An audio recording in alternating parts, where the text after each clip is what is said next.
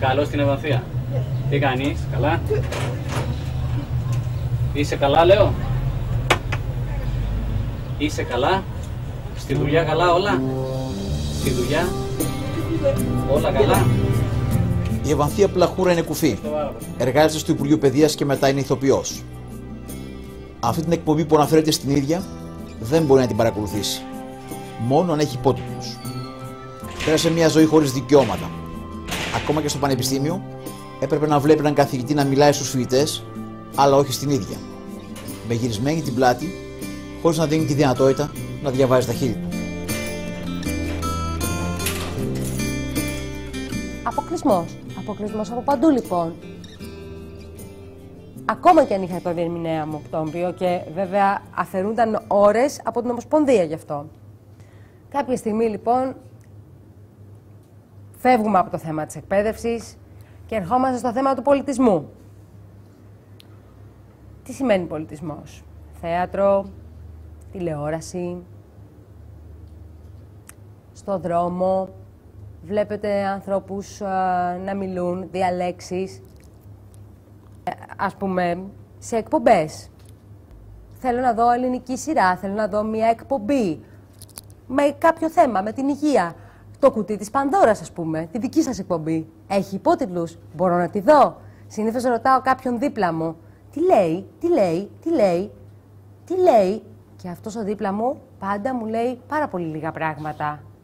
Τι λέει ακριβώς? Δεν θέλω να χάνω ούτε ένα και, δεν θέλω να χάνω ούτε μία λέξη. Θέλω μέσα από τους υπότιτλους να καταλάβω κι εγώ τι λέγεται σε αυτή την εκπομπή. Να έχω μία γνώση. Να νιώθω κι εγώ ισότιμη με τους ακούοντες. Στη δουλειά, για παράδειγμα. Πάω ένα πρωί στη δουλειά μου και κάποια συνάδελφος μου λέει: Πω, καλά, έμαθα χθες ένα πολύ σημαντικό θέμα για το τσουνάμι. Τσουνάμι, εγώ το έμαθα την επόμενη μέρα. Στην Ιαπωνία είχε γίνει εχθές το τσουνάμι και εγώ το έμαθα την επόμενη μέρα. Πριν 2 χρόνια νομίζω, όταν πρωτοβγήκε τώρα η καινούργια κυβέρνηση, είπαμε ότι θα υποστηρίξουν τα άτομα με αναπηρία, φαντάζομαι. Η διερμηνέας μας πήρε τηλέφωνο και είπε ότι θέλουμε ραντεβού με τον Υπουργό για να του πούμε, ειδικά για αυτό το θέμα του νόμου που μας αποκλείει. Επίσης, θέλουμε μια στέγη για το Θέατρο Κοφών. Η κυρία λοιπόν απάντησε, τι? Δηλαδή θέλετε να γεμίσουμε παντού όλες τις δραματικές σχολές ανάπηρους? Πρέπει να βάλουμε παντού ράμπες και διερμηνείς για όνομα του Θεού? Αυτή ήταν η απάντησή της. Πάθαμε σοκ. Πάθαμε σοκ. Δεν έχω λόγια να σας πω πώς αισθάνθηκα εκείνη τη στιγμή που μου διερμήνευε αυτό. Δεν μας έδιναν το δικαίωμα της πρόσβασης, καταλαβαίνετε. Και πάλι, βέβαια, εκείνη δεν την αφορά. Είναι όλο αυτό δικό μας θέμα. Και αυτό σας το δίνω πραγματικά για να σοκαριστείτε όπως σοκαρίστηκα κι εγώ. Από όλα αυτά που έχουμε δει εδώ και πάρα πολλά χρόνια, νομίζω ότι το πιο σημαντικό ήταν αυτό το σημείο που τα σηματοδοτεί όλα. Για τις παραστάσεις λοιπόν που έλεγα, πάρα πολλές φορές δεν με αφήνουν να βάλω το διερμηνέα. Θέλω να δω την παράσταση με τους διαλόγους όπως αυτή γίνεται πάνω real time, κανονικά. Πάντα παίρνουμε πριν τον παραγωγό ή τον ιδιοκτήτη του θεάτρου και λέμε θέλουμε να φέρουμε διερμηνέα γιατί είμαστε μια ομάδα κοφών και όλοι, οι περισσότεροι μας έχουν πει όχι, γιατί μας λένε συνήθως ότι ο διερμηνέας θα αποσπάσει την προσοχή του κοινού σε σχέση με τους ηθοποιούς. Τους εξηγούμε ότι εντάξει, παρόλο που θα είναι λίγο άσχημο, να τον βάλουμε τουλάχιστον δίπλα μας το διερμηνέα, να τον γυρνάμε και να τον κοιτάμε που και που. Και πάλι μας λέει όχι, γιατί αυτός θα ενοχλεί. Πάλι αποκλεισμός. Μια πόλη που δημιουργεί εμπόδια και μια κοινωνία που δεν μπορεί να ρίξει τα δικά της. Ο Στίβεν Χόκιν είναι από τους μεγαλύτερους θεωρητικούς φυσικούς στον κόσμο. Είναι καθυλωμένος από το 1962 σε ένα αναπηρικό κραουτσάκι, χωρίς να μπορεί να κινήσει το σώμα του. Οι συνάδελφοί του χρειάστηκε να στείλουν δορυφόρους στο σύμπαν για να επιβεβαιώσουν όσα ο ίδιος ανακάλυψε ακινητοποιημένος στο αμαξίδιό του. Για όλους μας είναι ένα φωτεινό μυαλό, μια διάνοια και όχι ένας κακομοίρης ανάπηρος. Δεν είναι όμως πάντα έτσι.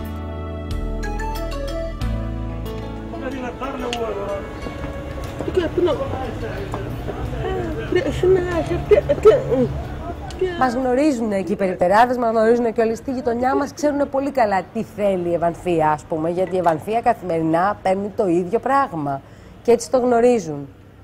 Αν όμως στον δρόμο έρθει κάποιος και μου μιλήσει και μου πει πού πρέπει να πάω από εδώ, από εκεί, στο χάρτη, όταν του πει δεν ακούω κάποιος, τότε θα γυρίσει και θα φύγει, λες και τρομάζει.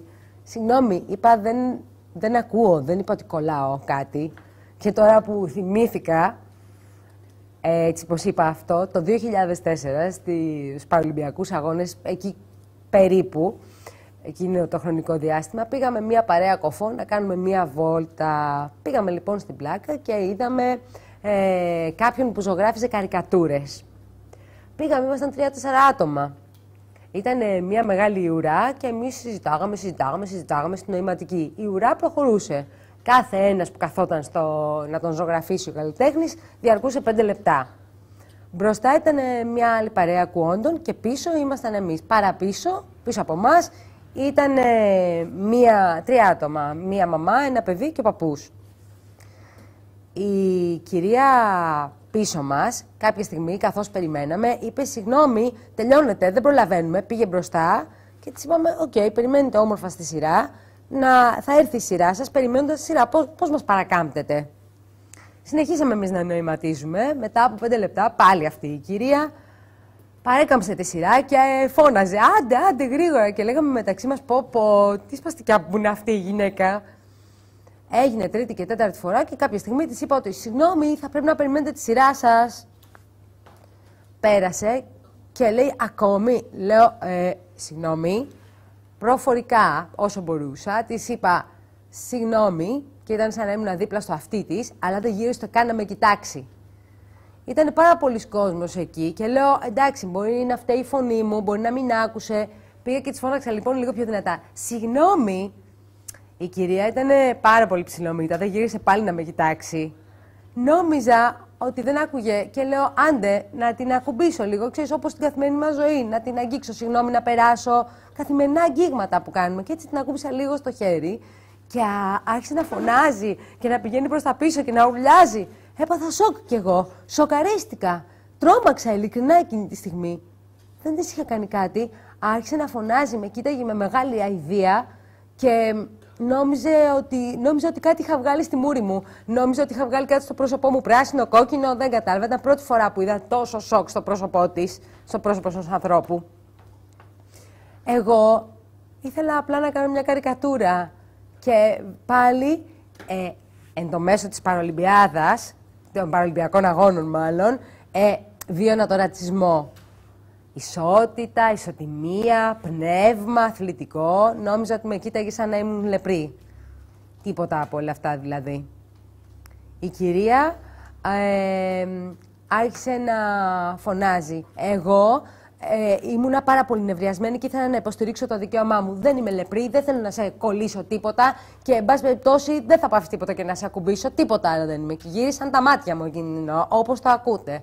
Και της λέω, συγγνώμη, σε ακούμπησα. Τι έχω, γιατί κάνεις πίσω? Και άρχισε να φωνάζει. Βοήθεια, βοήθεια. Όλος ο κόσμος μας κοιτούσε πάρα πολύ καλά και μέχρι και εγώ η ίδια που φοράω το ακουστικό μου την άκουσα. Ήταν υπερβολική. Βοήθεια, βοήθεια.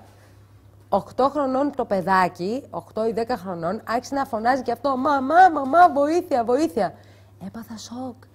Έπαθα σοκ. Ποιος δεν έχει εκπαίδευση λοιπόν αυτή τη στιγμή?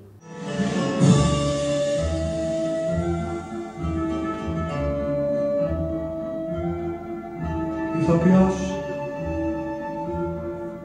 είτε μόρος, είτε σοφός, είμαι κι εγώ, καθώς και εσύ. Είσαι παιδί. Για το θέμα τώρα του δεσμού, ναι, έχω κάνει δεσμό και με κοφούς και με ακούοντες. Ναι, και για μένα νιώθω το ίδιο φυσικά. Οι ακούοντες, όταν για παράδειγμα κάνεις δεσμό με κοφό, λένε κάτι τραγούδια έτσι, ας πούμε, ρομαντικά και τους λέω, μπορούμε να κοιτιόμαστε. Ναι, μπορώ να κοιτάω το πρόσωπο μου. Έχει τύχει Να έχω δεσμεύομαι να ακούγονται, να τραγουδάει μες στο αυτοκίνητο και εγώ να είμαι δίπλα του και εγώ τον κοιτούσα. Κοιτούσα το πρόσωπό του και καταλάβαινα τι έλεγε. Όταν είμαστε αγκαλιά, δεν μπορεί να μου ψιθυρίζει μες στα αυτή, δεν μπορώ να ακούσω.